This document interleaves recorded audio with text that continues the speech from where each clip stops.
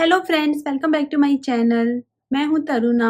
अगर आप मेरे चैनल पे पहली बार आई हैं तो मैं आपको बताना चाहूँगी कि मैंने अभी 3 मंथ्स ओल्ड एक बेबी गर्ल को डिलीवर किया है और उससे पहले भी मुझे एक डॉटर है जो कि 10 इयर्स ओल्ड है। तो बेसिकली आई हैव 2 डॉटर्स। आज मैं आपसे बात करूँगी कि डिलीवरी के बाद में पेट कैसे कम करें।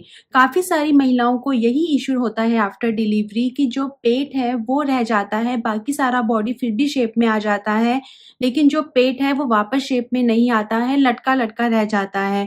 और सिज़ेरियन डिलीवरी में तो ख़ास तौर से ऐसा हो जाता है कि जो पेट है वो ऐसे लटक जाता है।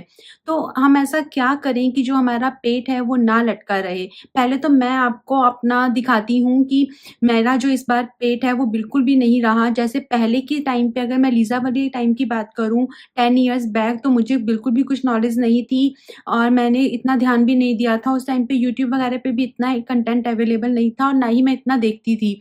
तो मुझे कुछ भी आइडिया नहीं था और मैं बहुत मोटी हो गई थी और मेरा सिर्फ़ पेट ही नहीं, सब कुछ भी बहुत ज़्यादा फूल गया था और मैं बहुत ज़्यादा, जब मैंने अपने आप को 40 डेज़ के बाद में देखा तो मैंने सोचा, अरे ओह माय गॉड! ये क्या हो गया मुझे? क्योंकि वो गाउन पहनते रहते हैं, उसके अंदर पता ही नहीं लगता है कि आप कितने मोटे हो गए हो।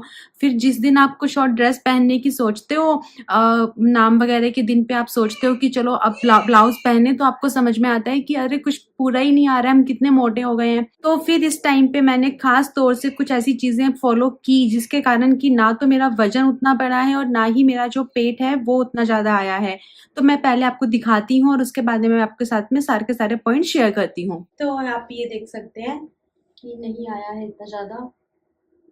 ऐसे एकदम स्लिम ट्रिम तो मैं पहले भी कभी नहीं थी, लेकिन हाँ, कि ऐसे मेरा उतना भी कोई वेट नहीं बढ़ा है और मेरा क्या कहते हैं शेप भी काफ़ी ज़्यादा सही है कंपैरेटिवली जो मेरा पहले हुआ था। उसके अलावा जैसे फेस पे भी कोई फैट वगैरह इतना नहीं आया, हैंड्स अगर यहाँ पे आर्म्स वगैरह आप देखो, और जो मेरा बॉडी टाइप तो देखो सबका एक होता है कि पीयर शेप बॉडी है आपकी या फिर आपकी ओवल शेप बॉडी है, डेट से डिफरेंट पार्ट की मतलब आपका बॉडी टाइप कैसा है।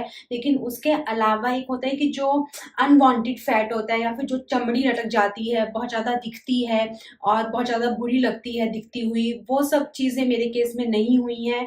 तो चलो अब मैं आपके साथ में पॉइंट शेयर करती हूँ। तो सबसे फर्स्ट चीज़ कि आपको अजवाइन और तुलसी का 1 लीटर पानी डेली पीना है। तो आपको क्या करना है कि आपको एक बड़े से बाउल के अंदर अजवाइन डालनी है 1 चम्मच और 1 लीटर आपको पानी डालना है। उसके बाद में आप उसको बॉयल कर लेना, 5 मिनट्स तक बॉयल करना सफिशिएंट है। उसके बाद में आप उसे छान लेना, छानने के बाद में जो बॉटल होगी उसके अंदर तुलसी पत्ते डाल लेना 2 से 3 धो के, और आप उस पानी को आप पीते रहना सिप-सिप करके धीरे-धीरे बैठ के। और इसके अलावा आपको जो नॉर्मल पानी है वो 2 लीटर पीना है, तो बेसिकली आपको 3 लीटर्स पानी डेली पीना ही पीना है। इसके बहुत फ़ायदे होते हैं। एक तो इस पानी पीने से क्या होता है, अजवाइन का पानी पीने से आपको गैस नहीं होती है, ठीक है? तो ब्लोटिंग नहीं होता है आपके पेट के अंदर। दूसरा, ये हमारे जो एक्स्ट्रा ब्लड होता है, गंदे वाला ब्लड, उसको निकालने के काम में आता है। नेचुरल प्रोसेस होती है इसकी कि ये उस गंदगी को निकालने के काम में आता है। इसीलिए हमेशा से दिया जाता है, बहुत पुराने टाइम से। अगर हम सफिशिएंट पानी पीते हैं तो वो हमारी बॉडी में कॉन्स्टिपेशन नहीं होने देता है। अगर कॉन्स्टिपेशन नहीं होगा तो ऑटोमैटिकली हम रोज़ फ्रेश होंगे और हम में पतले भी होते हैं उस चीज़ से। बिकॉज़ कि हमारे शरीर से सारी की सारी गंदगी डेली निकल रही है, तो उस चीज़ का बहुत बेनिफिट होता है हम लोगों को। नेक्स्ट क्या होता है कि जैसे सिज़ेरियन के बाद में स्पेशली जो ऑपरेशन जो होता है इस तरह से, उसके बाद में जो एक थोड़ा-सा पेट होता है, ये थोड़ा-सा ऐसे आगे की तरफ में आ जाता है, थोड़ा लटक जाता है। तो उस केस के अंदर जैसे डॉक्टर्स तो रिकमेंड करते हैं कि आप एक टमी टकर वाली बेल्ट बाँध लो, और लेकिन अगर आप पुराने ज़माने में देखो तो वहाँ पे क्या था कि चुन्नी को अच्छे से बाँध देते हैं। तो जैसे बंगाल साइड की जो जापे वाली दीदी होती हैं, फिर आपकी कोई दादी हैं या आपकी मेबी आपकी मम्मी को भी वो सब आता हो, या फिर आप वीडियोज़ देख सकते हो यूट्यूब पे कि चुन्नी को किस तरह से बाँधा बाँधा जाता है। तो सिज़ेरियन अगर है तो उसमें तो फिर आपको 15 दिन के बाद में ये प्रोसेस करना होता है, जब आपको डॉक्टर बोले कि हाँ, आप अभी कर सकते हो 15 से 20 दिन के बाद में। हर किसी की हीलिंग अलग होती है टाँगों की, तो हो सकता है कि आपको 1 महीने के बाद ये प्रोसेस करना पड़े। लेकिन जो नॉर्मल डिलीवरी होती है उसके अंदर आप 1 वीक के बाद भी इस तरह से चुन्नी बाँध सकते हो, जिससे कि जो पेट है वो अंदर चला जाता है। एक्चुअली क्या होता है कि हमारे यूट्रस का साइज़ है ना बहुत बड़ा हो जाता है, तो उसको वापस अपनी शेप में आने में 6 वीक्स लगते हैं। इसीलिए जो 6 वीक्स का जो रेस्ट है वो दिया जाता है।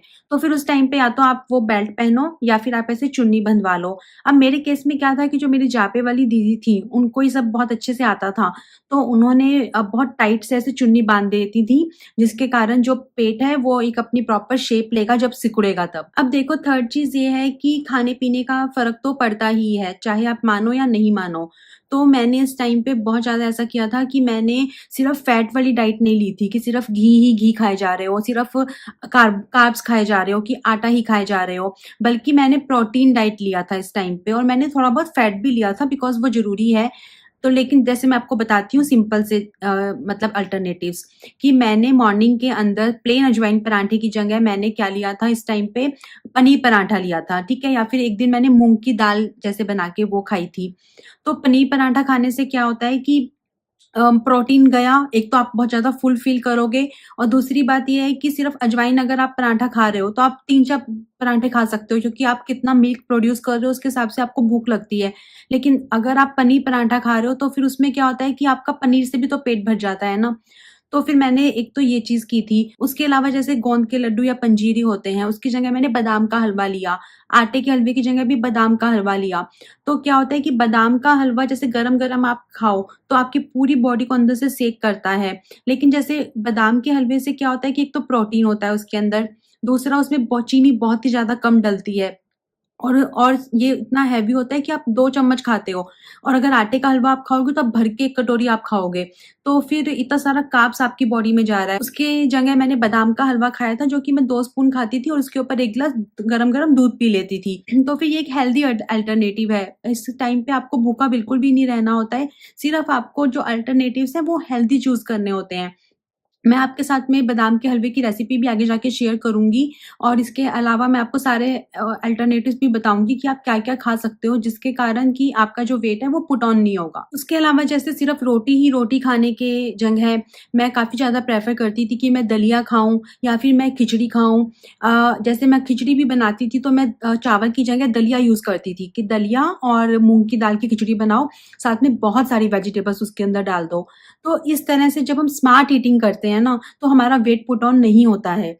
ये सब कुछ मैंने इस बार किया था और मुझे इसका रिज़ल्ट भी दिखा। आप भी देख रहे हो कि इतना कोई वेट पुट ऑन नहीं हुआ है इस बार मेरा। उसके बाद में नेक्स्ट पॉइंट है कि ब्रेस्ट फीडिंग ज़रूर कराएँ। जब आप ब्रेस्ट फीड कराते हो बेबी को, उससे आपका डेली का 500 कैलोरीज़ बर्न होती हैं ईज़िली और ये आपके लिए भी बहुत ज़्यादा हेल्दी है। ऐसा बोला जाता है कि जब हम ब्रेस्ट फीड कराते हैं, तो हमारे यूट्रस को एक साइन जाता है कि अब उसका टाइम आ गया है कि वो वापस सिकुड़े। और बहुत ही मैजिकल साइंस है ये और ऐसा कहा जाता है कि फिर नेचुरल वे से आपका जो यूट्रस है वो वापस अपनी शेप के अंदर आता है और आपकी बॉडी भी वापस शेप में आनी स्टार्ट हो जाती है। बहुत ज़्यादा एक्सेसिव मात्रा में ड्राई फ्रूट्स और डिफरेंट डिफरेंट तरह के फ्रूट्स खाने की बजाय आप 2 टाइम पपीता ज़रूर खाएँ। पपीता बहुत ज़्यादा वेट लॉस में हेल्प करता है, आपके जो पेट है उससे संबंधित हर तरह की प्रॉब्लम को सॉल्व करता है। इसीलिए मैं दिन में 2 बार पपीता ज़रूर खाती थी, 11 बजे और एक इवनिंग के अंदर। बजाए कि बहुत सारे और तरह के नट्स-वट्स खाने के, आप सबसे पहले स्टार्टिंग में ये चीज़ ज़रूर फ़ॉलो करो। उसके बाद में आप थोड़ा-थोड़ा ले लो अगर आपको कुछ लेना है तो, लेकिन अपना मेनली आप अपना जो पेट है वो पपाया से भरो। इससे आपको कॉन्स्टिपेशन, गैस, पेट से रिलेटेड इंडाइजेशन इन सब के अंदर आपको एक्सट्रीम हेल्प होगा। उसके अलावा जैसे कि आपका जो ब्रेस्ट मिल्क है, उसको भी प्रोड्यूस करने के अंदर पपीता बहुत ज़्यादा हेल्पफुल होता है। जैसे ही आप थोड़ा-सा बेटर फ़ील करो, तो आप 1-2 राउंड अपने रूम के लगाने स्टार्ट कर दो। उसके बाद में जब आपका 40 डेज़ हो जाए, तो आप नियम से मॉर्निंग एंड इवनिंग वॉक के लिए जाओ। चाहे आप स्टार्टिंग में 1 राउंड लगाओ, 2 राउंड लगाओ, 10 मिनट्स की वॉक करो, लेकिन आप ज़रूर करो क्योंकि जो सनलाइट है, जो चलना है, ऐसे नीचे जाके घूमना, उसमें जो एफर्ट लगता है, उन सब की हमें ज़रूरत होती है। इन छोटे-छोटे एफर्ट भी हमारी बॉडी के ऊपर दिखते हैं अगर हम करें तो। उसके बाद में फिर जब आप थोड़े से और ठीक हो जाओ तो आपको योगा वगैरह स्टार्ट कर सकते हो। जैसे अभी तक 3 मंथ्स हुए हैं गुड्डा को, तो अभी मैं सिर्फ़ और सिर्फ़ वॉक करती हूँ कि मॉर्निंग में वॉक करती हूँ, इवनिंग में वॉक करती हूँ। स्टार्टिंग में मैंने 1 राउंड से स्टार्ट किया था, 10 मिनट्स की वॉक करती थी, अब मैं 1 घंटे वॉक करती हूँ इवनिंग में, गुड्डा को ले जाके प्रैम के अंदर, ताकि उसका भी शेड्यूल बन जाए और मेरी भी वॉक हो जाए। और मॉर्निंग के अंदर मैंने अभी स्टार्ट नहीं किया है, बट मैं स्टार्ट करूँगी कि मेरे को दोनों टाइम पे जाना ही जाना है ताकि थोड़ी सनलाइट भी मिले और इस तरह से थोड़ी-सी एक्टिविटी भी हो जाए। तो अब है लास्ट पॉइंट और सबसे इफ़ेक्टिव पॉइंट कि आप अपना जो डिनर है, वो 7:30 तक कर ही लो। मैं ऐसे नहीं बोलूँगी कि दिन छिपने से पहले कर लो, क्योंकि देखो ये सब पॉसिबल नहीं होता है, बच्चों को पूरी रात दूध पिलाना पड़ता है, फिर भी भूख लग जाती है और हो जाता है, उसका भी मैं अल्टरनेटिव बताती हूँ। लेकिन 7:30 पे कार्ब्स, फैट्स ये सब आप उस टाइम पे फिनिश कर दो। जैसे दलिया खा रहे हो आप, चाहे दूध दलिया खा रहे हो, खिचड़ी खा रहे हो, जो भी आप खा रहे हो, प्रॉपर हैवी मील खा रहे हो, जो भी आप खा रहे हो, आप 7:30 तक अपना फिनिश कर दो, ठीक है? उसके बाद में अगर आपको भूख लगती है, आपको उठना पड़ रहा है रात को बच्चे के लिए बार-बार और आपको भूख लगती है, तो पहली बात तो है कि आपको खूब पानी पीते रहना है, ठीक है? दूसरा ये है कि आपको फिर उस टाइम पे दूध लेना है। आप अच्छे से गरम दूध ले सकते हो, बिकॉज़ कि आप ब्रेस्ट फीड करा रहे हो, इसीलिए आपको भूख लगने पे आपको दूध रिकमेंडेड है कि आप ले लो।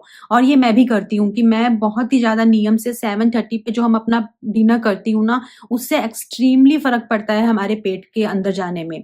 तो ये थे मेरे टिप्स, आप इस टिप्स को ज़रूर ट्राई करना और फिर मेरे साथ में शेयर करना कि आपके लिए वर्क किए या नहीं किए। इसके अलावा अगर आपके पास में कोई ऐसा कोई टिप है तो आप वो भी कमेंट बॉक्स में डालना, I will share with others. Okay, bye. Take care.